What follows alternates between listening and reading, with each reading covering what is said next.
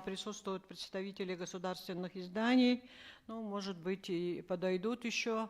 Но, как я уже говорила, сейчас журналисты, многие надеются на то, что они это увидят в цифровом варианте, и этого им достаточно. Тем не менее, спасибо тем, кто сегодня подошел для встречи с нашими гостями. Я хотела бы вначале представить всех наших гостей. Справа от меня сидит народный поэт Кыргызстана Кажыгельди Кугультин. Он является и поэтом, и переводчиком, много переводил русскую поэзию, и мы благодарны ему за перевод стихов нашего классика на алампа, на кыргызский язык. Сергей Николаевич Главюк, наш старый друг, который очень много сделал для якутской литературы. В 2009 году мы с ним составили билингвальную антологию якутской поэзии и переводы на русский язык. Он тоже помог нам в переводах алампа на восточноевропейские языки. Супьянат Мамаева, Дагестан, кумыкская поэтесса, она тоже перевела на свой язык. И у нас есть кое-какие планы дальнейшего сотрудничества. Поэт, переводчик, детский писатель. Елена Кузьмина, Архангельск, поэт. Мы надеемся на совместную будущую работу. Айрат Бекбулатов, человек, который долгие годы работал в СМИ. Мы вчера в дороге поговорили, нашли много общих тем. Кандидат филологических наук, на пороге докторской, поэт, замечательный поэт, я бы сказала. И представитель Татарстана, татарской писательской организации, с которой мы долгие годы дружим, и у нас много совместных проектов. Рамиз Кусарчаяглы, Азербайджан, азербайджанский поэт. У нас тоже кое-какие планы совместные, я думаю, намечаются. Он представляет азербайджанскую писательскую организацию, которая в свое время издала нашего Платона Аюнского на азербайджанском языке. Анна Токарева, Москва, поэт. Я думаю, что наши связи тоже просто не исчезнут после этой поездки, и, возможно, проявятся какие-то новые проекты. Нина Попова, поэт, критик, публицист, она заместитель председателя Союза писателей России. И, как мы тут немного узнали за эти 2 дня, человек, который мыслит по-государственному и имеет такие государственные подходы. Алмат Исадилов, представляющий Казахстан, поэт, он тоже представляет ту организацию «Союз писателей Казахстана», с которой мы долгие годы сотрудничаем. Одно время как бы прервалась наша дружба, и я очень рада, что эта дружба продолжается, и новые лица появляются в этом направлении. Вячеслав Куприянов, человек, который не первый раз в Якутии. Вообще тут много людей, которые не первый раз в Якутии. Он тоже, мы ему благодарны за организацию переводов алампа на европейские языки. Он большой поэт, известен как переводчик, и мы очень рады, что он принял наше приглашение. И Александр Хватков, который представляет Башкортостан, самый импозантный и красивый поэт, по-моему, по итогам 2 дней. Он замечательно читает свои стихи, и с Башкортостаном у нас тоже намечаются кое-какие проекты, и я думаю, он будет не просто участником, но и инициатором в этом деле. Журналистом в качестве председателя Союза писателей Якутии выступает сегодня Гаврил Гаврилович Андросов, которого вы прекрасно знаете. Он главный редактор журнала «Чолбон».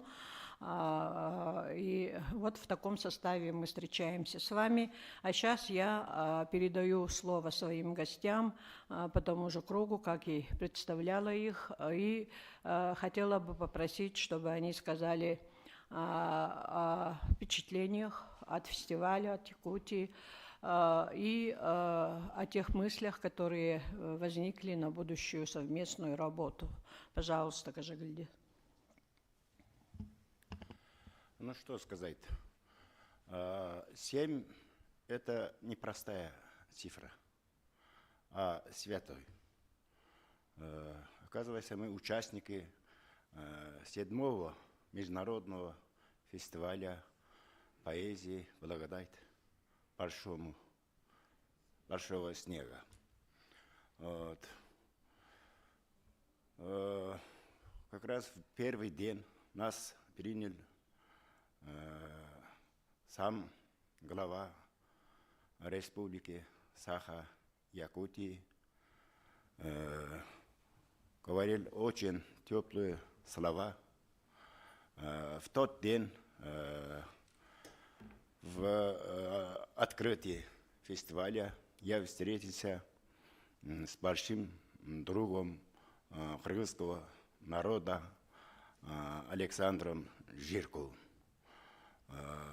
Благодаря Жиркова наши кыргызские читатели читают эпос Олонхо на кыргызском языке. Вчера мы съездили в малую родину Даниловых. Это тоже для нас очень незабываемое событие, я сказал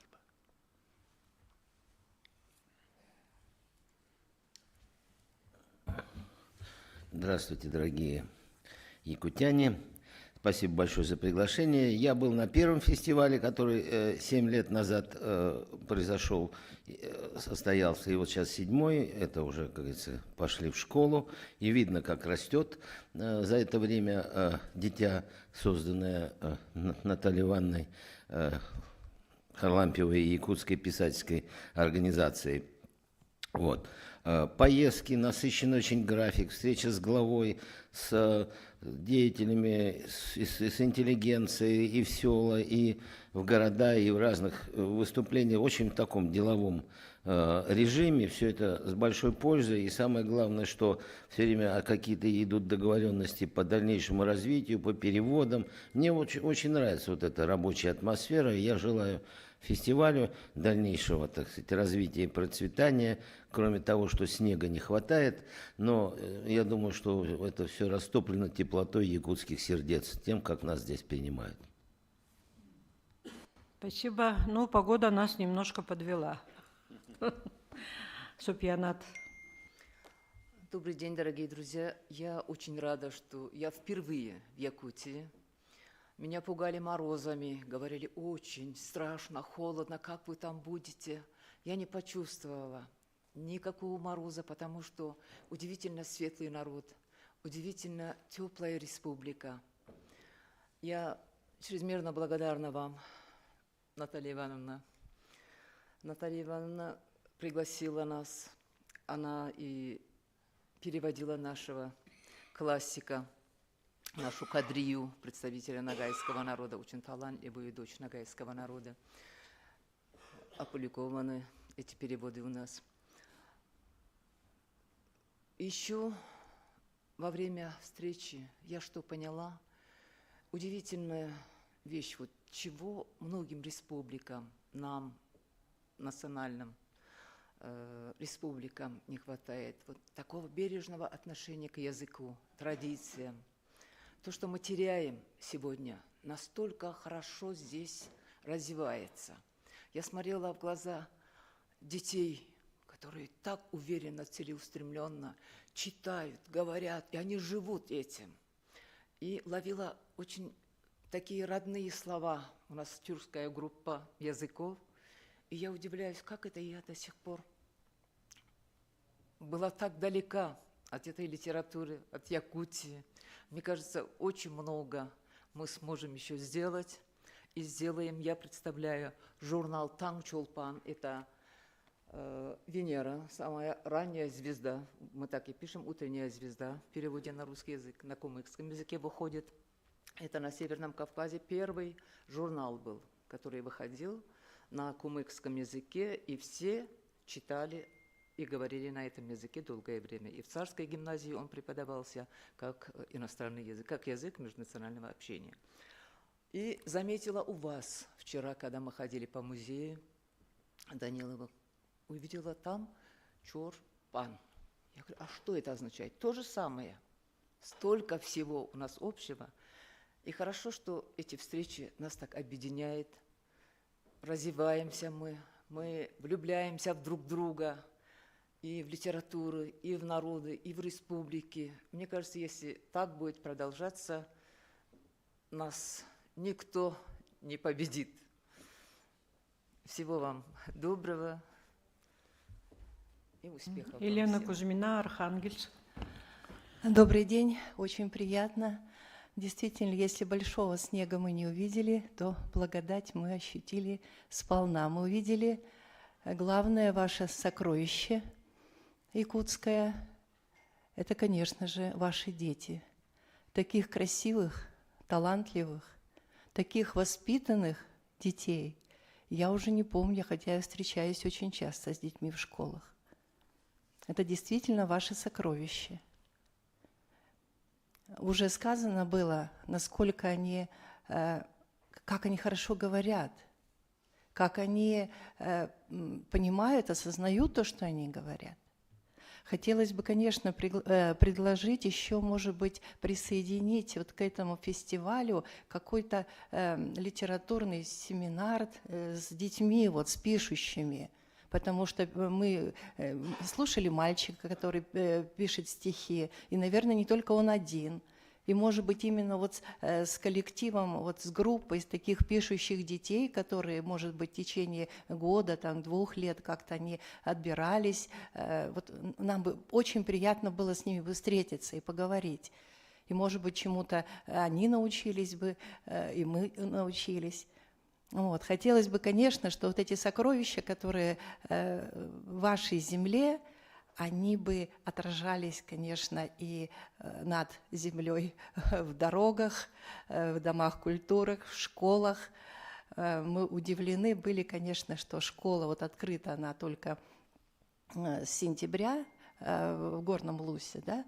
А до этого была деревянная школа, небольшая. А какая школа замечательная, какая красивая, и как дети соответствуют, как они гармоничны с этой школой. Вот действительно такие школы должны быть. А Дом культуры, который на родине писателей, если бы еще была дорога, которая, я надеюсь, что будет в плане вашего руководства, что ее все-таки сделают, эту дорогу. У нас в Архангельской области огромная область, тоже проблемы с дорогами бесконечные. То там их переделывают. Поэтому это все знакомо, но это надо добиваться, чтобы это, конечно, вставили в план, в проекты какие-то вот, на будущее. Вот, потому что это достойно, да, чтобы дети видели красоту не только в музее, да, вот они видели это и наяву. Тогда они отсюда никуда не уедут, потому что прекрасная страна. Я еще повторяю, что таких красивых детей, такой красивых людей я вообще очень давно не видела. Спасибо вам огромное и низкий поклон. Айрат Бекбулатов, Татарстан. Ну, конечно, за 5 минут не выскажешь все впечатления, много их, и я вообще привык большие тексты потом по итогам создавать. И тоже я хотел говорить о детях, потому что это самое действительно, с чем мы вот встретились и что мы с собой в сердцах уносим. Вот. И действительно вот этот наш тюркский мир, о котором Софина сказала, тоже потому что мы татары, тоже вот эта тюркская наша группа, и в этом смысле связь с Якутией, с Татарстаном, она вообще очень крепкая. Я очень многих якутов, которые к нам приезжали, запомнил на всю жизнь. И я могу о них и рассказывать, и говорю долго. И Степанида Борисова, и это вот оперная, ну, дива ваша поет, да, то есть и Диостан Бойтунов, художник там. И вот сейчас с Натальей Ивановной поговорили, я действительно сам журналист, и вот это прикосновение к миру журналистики Якутии, честно, для меня было очень важно, например. Вот. Ну и, конечно, большое впечатление о самой Якутии. Вот, тоже я в первый раз здесь, и вот это как прикосновение к какой-то цивилизации целой, конечно. Вот. Ну и все-таки литературный фестиваль, потому что важная эта часть вот нашего общения поэтов, наше обогащение, да, то есть мы слышим стихи друг друга, мы разговариваем, очень много проходит вот в неофициальной части, когда мы сидим в автобусе, там, когда мы общаемся за обедом, там, и когда мы друг другу что-то рассказываем, там, особенно вот, вспоминает о Расуле Гамзатове, например, и для меня это такое большое впечатление. Вот. И, ну, в общем, я только чуть-чуть контурами обозначил здесь, потому что формат не предполагает. Спасибо за этот фестиваль, спасибо всем организаторам, я желаю ему просто долгой жизни. Спасибо. Рамис Хамзаев, Азербайджан. Добрый день. Я тоже очень рад, что участвую на этом фестивале. Я прибыл из Азербайджана, уже 3-й день здесь. Мои коллеги все рассказывали, очень теплые, очень красивые люди. Я всех уважаю, люблю. Великий поэт Сергей Есенин написал книгу «Персидский тетрадь». Эти стихи он написал у нас в Баку. Я тоже думаю, как его под названием «Якутский тетрадь». Такой я думаю, стихи, книги писать, напечатать в Азербайджане, чтобы Азербайджане вас, как я, как мои коллеги, чтобы хорошо вас знали, узнали и читали вас. Благодарю организаторам. Очень красивые, очень хорошие встречи бывают внутри дня и в разных местах, и в природах, и в городе. Встретились с разными красивыми людьми. Благодарю вам. Думаю, что еще раз с вами увидимся. Спасибо. Анна Токарева, Москва. Добрый день, дорогие друзья. Я приехала на 7-й фестиваль «Благодать большого снега» впервые. И вообще в Якутии впервые. Ну, и как все из нас, я тоже ожидала увидеть много снега, но, к сожалению, не получилось. Но вся красота этого времени года еще впереди. Это время называется «Сумерками года», предзимье. Но сумерек я не увидела, я увидела только солнце вчерашнего дня в окно, когда мы ехали в автобусе в Горный Улун. Было очень тепло, очень радушно, нас встретили. И я вообще поражаюсь гостеприимству, радушию якутского народа, их открытым глазам, теплу их сердец. Действительно, вот как отмечают некоторые, поражают дети. Они такие открытые, искренние и такие чистые, не испорченные, послушные, мне кажется, так вот своим воспитателям, учителям. Мне это очень нравится. Вот. У этого времени года очень много звуков, оттенков и чувств. Если вы позволите, я вот маленькое стихотворение, крошечное, оно вот характеризует прям атмосферу этих 2 дней, которые мы провели, сейчас вот уже 3-й. Отцвет холодного неба, привкус калины в меду, запах горячего хлеба, сжатого в этом году. Меня поразил хлеб на столе, такой вкусный хлеб. Мне так понравился, и хотелось вот его вдыхать аромат этого хлеба и есть. Очень вкусный у вас хлеб, спасибо. Грусть обмороженных циней, радость дымящих костров, сонность закутанных в иней, бархатных звездчатых мхов. Даже брусничка вчера в лесу попалась. Глянцевый блеск гололеда, снега наивного хруст. Сколько у сумерек года, звуков, оттенков и чувств. Вот у нас тоже в наших сердцах очень много звуков, оттенков и чувств.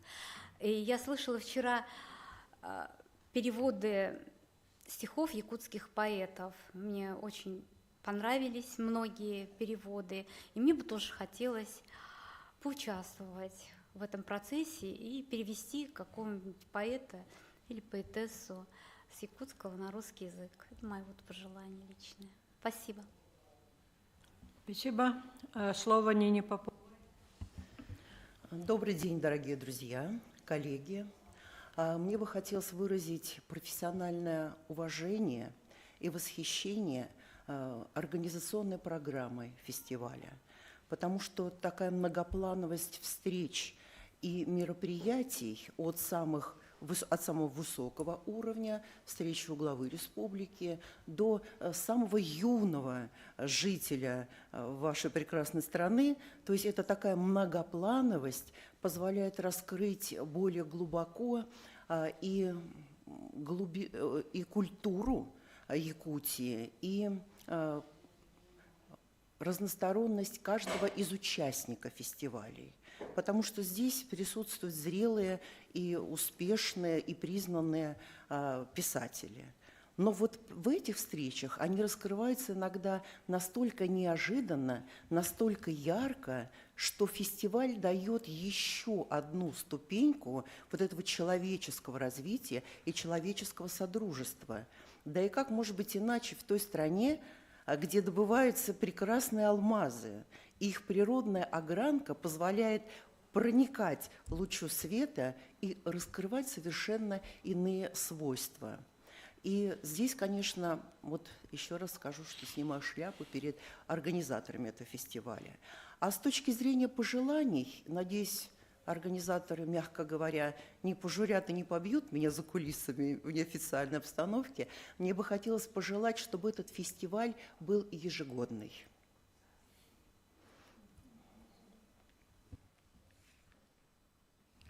Слово представителю Казахстана Алмату Исайдилову. Ассаламу алейкум, саха бауырлар, құрметті якут халқы. Добрый день, я очень рад, что очутился в великолепной стране Якутии, в которой я всегда мечтал побывать здесь. Конечно, нас отделяет расстояние, но литература, она сближает всех, и это чувствуется. Я помню, будучи ребенком, когда учился в школе, в книжной полке отца были книги разных народов, и на русском, и на переводе на казахский язык. И аульным мальчиком я знал чуть ли не всех писателей того Союза и иностранных, вот, зарубежных классиков. Потом в начале 90-х все это развалился, как-то народы отделились от друг друга. Но в последнее время это связи возобновляются. Это отрадно. В этом бушующем мире без добра, без смеха, без радости, без добродушия жить нельзя, потому что без общения человек становится черствым. И когда я летел сюда, тоже были другие впечатления, потому что информация, она же подается разными аспектами. Да, меня тоже пугали там морозы, клубника. И, как говорится, казахша анау, мынау. Но я был уверен, что попаду в что-то родное, что-то доброе. И меня поразило больше всего, даже в глубинке, в тайге, маленькие деревни строят, там было написано детская библиотека, это меня тронуло. Сейчас во многих городах, не то что в селах, не строят библиотеки, не строят такие заведения, строят в основном рестораны, бары, ночные клубы, центры развлечения и то, и другое. А здесь я увидел большой, чуть ли не театр, культурный центр, даже при университете, который там более 20 кружков, которые занимается молодежь, спортивные залы, центры вот такие строят. Значит, у Республики Саха большое будущее. Я желаю вам добра и много снега. И я тоже люблю якутский народ, который чист, как белый снег. Рахмет. Спасибо. Слово Вячеславу Куприянову. Да, спасибо большое за приглашение на этот замечательный фестиваль. И спасибо, что я еще раз побывал в Якутии, с которым у меня какие-то, я бы сказал, еще и родственные связи.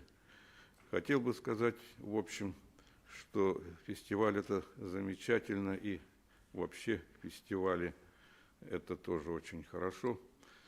Это как бы движение поэтов и писателей по пространству.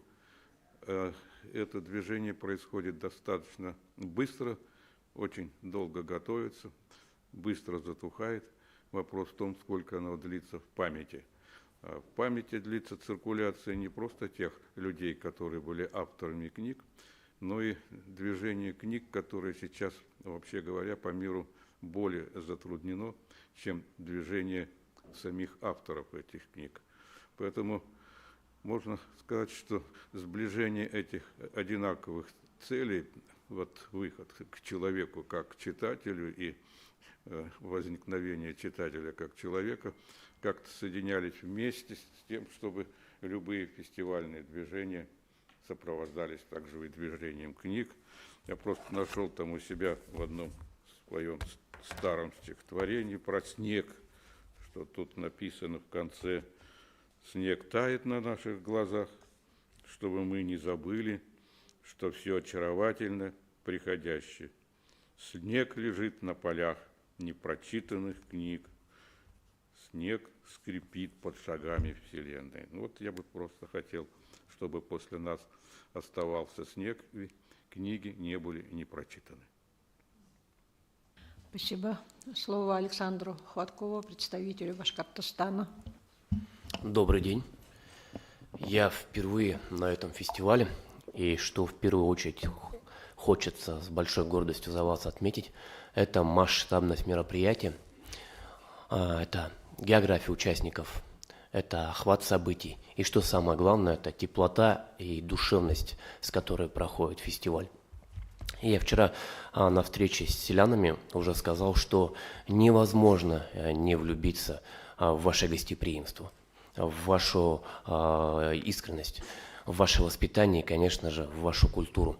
А ваши дети, ну, это что-то, это просто вот эти яркие, горящие глаза. Все это действительно восхищает, все это действительно вдохновляет. Мы даже, когда вчера ехали в автобусе, написал стихотворение, пусть о малой родине своей, но я уверен, что будут еще и стихи о Якутии. Вчера, позавчера, за эти дни я убедился в самом главном, что самое ваше, вот у вас есть алмазы, которые мы посмотрели в музее, но у вас еще есть алмазы, которые намного ценнее и дороже. Это ваши люди. Спасибо вам большое. Спасибо. Слово Гаврилу Андросову. Добрый день, дорогие друзья. Седьмой фестиваль «Благодать большого снега», хотя и без снега, но идет очень хорошо, очень ярко, красиво. У всех участников в душах белый свет. И я думаю, что после нашего такого теплого открытия. Сама вчера природа вспомнила, что еще зима не наступила, была очень хорошая теплая осенняя погода. Это все ваша светлая аура помогает. Но, как водится, после большого камлания поэтов всегда будет большой снег. Пусть этот снег будет с благодатью, пусть в ваших сердцах тоже будет якутская благодать. Думаю, что с нашими друзьями, участниками мы еще встретимся в разных площадках, будем совершать совместные проекты, работать. У нас есть еще намеченные проекты, которые мы будем завершать и идти дальше. И пусть наша гостеприимная земля вам будет всегда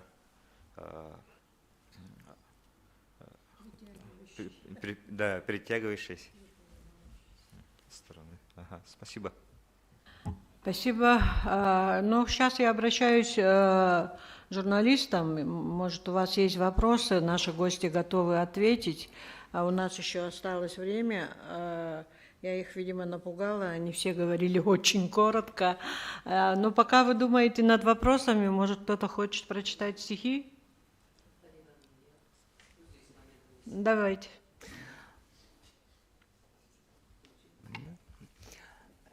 Пока есть журналисты, я бы обратилась, как вот эти встречи дают действительно такой совершенно неожиданные повороты и в судьбе писателей, и в судьбе народа.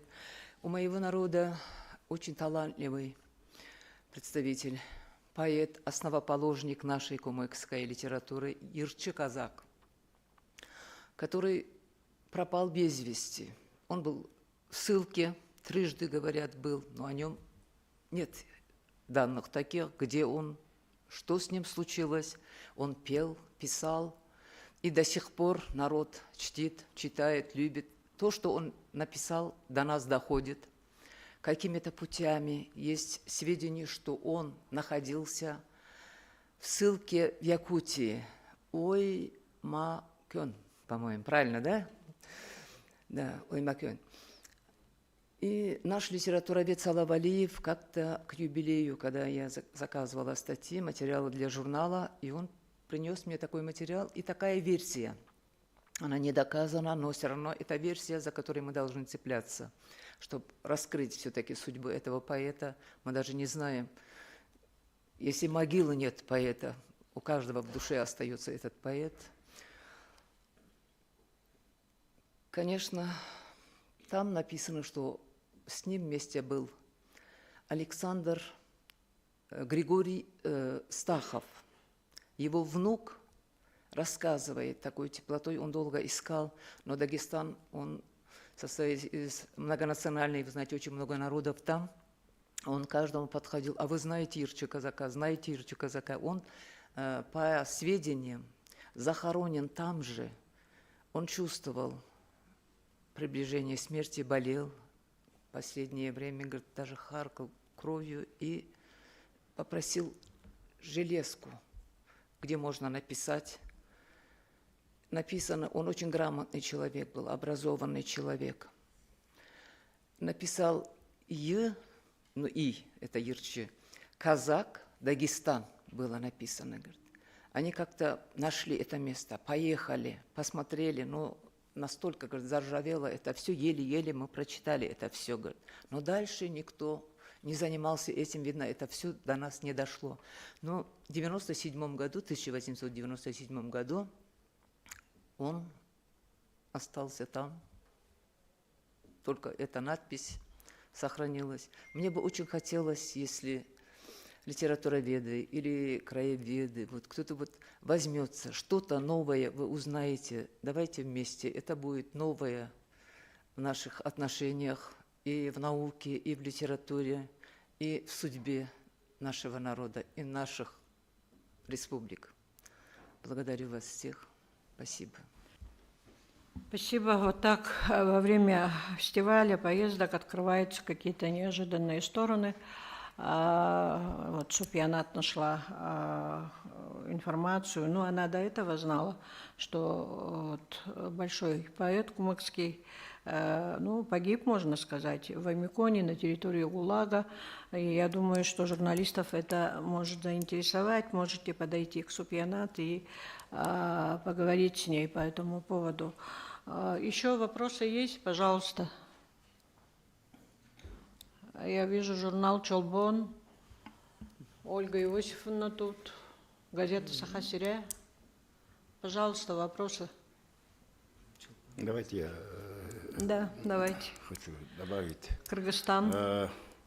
Международный фестиваль поэзии «Благодать большого снега» организуется в авторстве многоуважаемой Натальи Харлампиевой. Я думаю, что после фестиваля мы все держим связь с Якутией. Я с русской поэзии перевел на кыргызский язык Сергея Есенина, Фета, Арсения Тарковского, Вознесенского, Рождественского, Кузнецова. А теперь у меня есть желание, значит, привести и много раз, значит, Алампа и других якутских поэтов. Спасибо. Ну Можно, что, Наталья Ивановна, давайте, пожалуйста. Господь услышал моление якутского народа и, наконец-то, решился вопрос со строительством моста через Лену. Это великое событие. Но Наталья Ивановна и Якутская писательская организация опередила, потому что фестиваль – это тоже налаживание моста культурного. И культурный мост уже 7 лет как построен и развивается. И хорошо, что вслед за культурой… Да, 7 фестивалей, а 10 с лишним лет. Правильно, что поправили. Первый был в 13-м? В 12-м году. Вот видите, я забыл. Да. Так что, так сказать, что этот культурный мост уже существует, и по нему, посмотрите, какое движение идет, сколько здесь представлено стран, народов, городов и весей. Это очень важно. Спасибо. Спасибо за очень хороший образ, которым мы, наверное, вооружимся. Действительно, мы только начинаем понимать, что построили очень большой культурный мост, который с каждым годом, с каждым фестивалем укрепляется. Нет, я жду вопросов. Обычно журналисты, тем более в этот информационный век, были настойчивые. Здесь не только якутские дети воспитаны, журналисты, оказывается, тоже очень воспитанные. Я сам журналист. А у меня есть вопрос к нашим друзьям, к журналистам. Позвольте задать, Наталья Ивановна. Скажите, пожалуйста, вот освещая события фестиваля, смотря на него с разных сторон, информационной осведомленности, информационной политики республики, как вы оцениваете, достаточно ли мы все, приглашенные на этот фестиваль, участники, сделали для того, чтобы как можно глубже, как можно полноводнее, самобытно якутская культура была интегрирована в культуру наших народов, наших стран? Вот вы так смотрите хорошо, так проникновенно и мудро. Вот я попрошу вас ответить. Вот писатель чувствует всегда. Добрый день, дорогие друзья. Очень приятно видеть вас у нас в гостях. И приятно, что у вас такие очень добрые впечатления уже складываются. Но снег заказали. Я думаю, что завтра покров Пресвятой Богородицы, и все-таки снег пойдет. А что касается журналиста, я косвенно только отношусь к журналистике. Вот в этом году окончила магистратуру. Журналистика у нас есть. Что вы сказали, что мы сделали. Но я предполагаю, что не сделали, а вот сейчас вы уже говорите о том, что вы сможете сделать, потому что вы побывали здесь, и это, наверное, даже, может, важнее будет того, что вы сделали. что вы сделаете на будущее. А также я представляю Ассамблею народов республики, нашей республики, и сегодня наша гостеприимная гостиная Дома дружбы народов имени Алексея Алексеевича Кулаковского. Алексей Алексеевич Кулаковского ждет вас в гости. Приходите.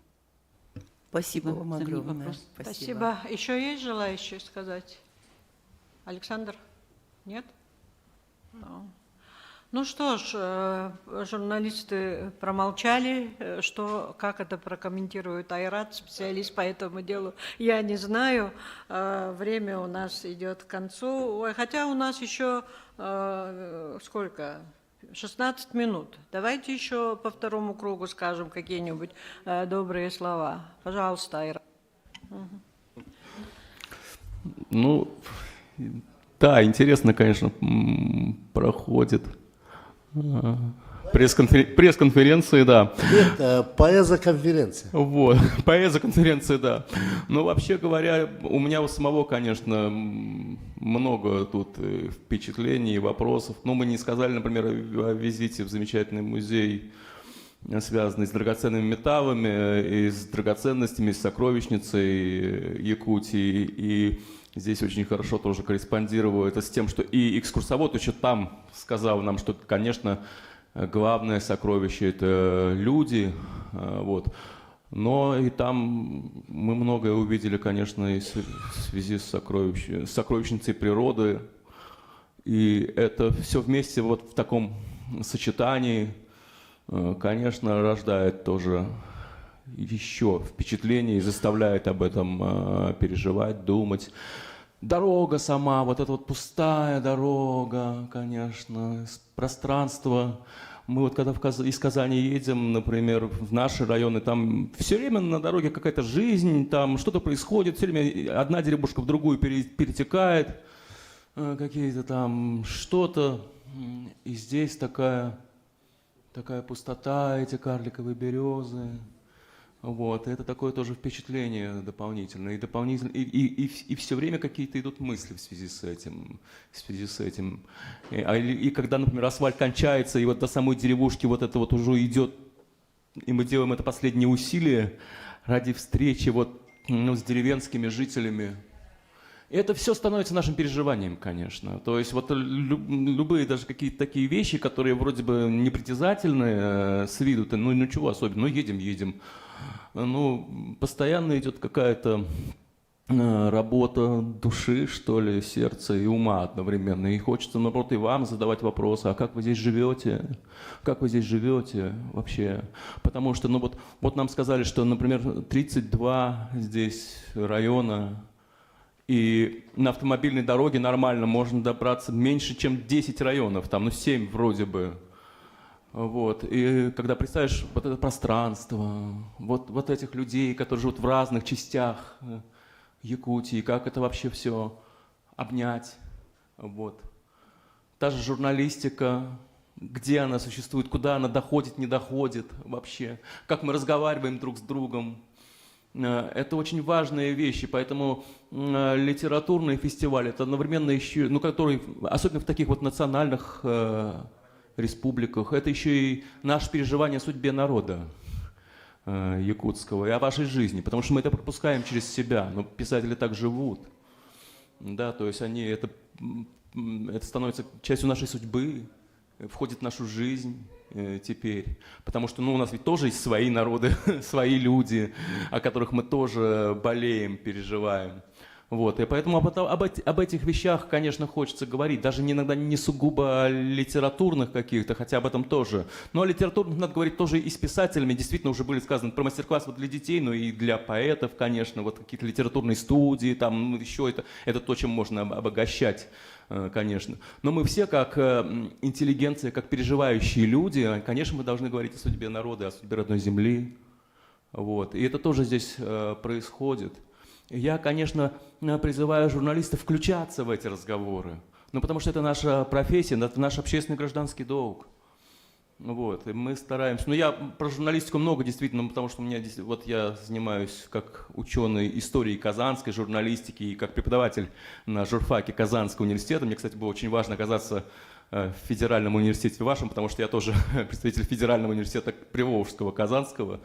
И такая вот эта университетскость, университетская культура для меня важная история, потому что, ну вот, университет ведь от слова универсум, вселенная, да, то есть обнимающий мир, как бы, то есть не просто специалисты узкого знания, да, а как бы пытающиеся обнять мир при этом. Вот. И это все, конечно, но я говорю, что за 5 минут это вот, ну, в каком коротком формате такие разговоры, ну, сложно вести, мы действительно себя так вот ужимаем. Вот. Но я все-таки действительно бы хотел, чтобы вот эти волны, они пошли, и чтобы, может быть, потом в ваших материалах, скажем, в аналитических или в очерковых, где есть возможность поразмышлять вообще, подумать, чтобы это все туда пошло.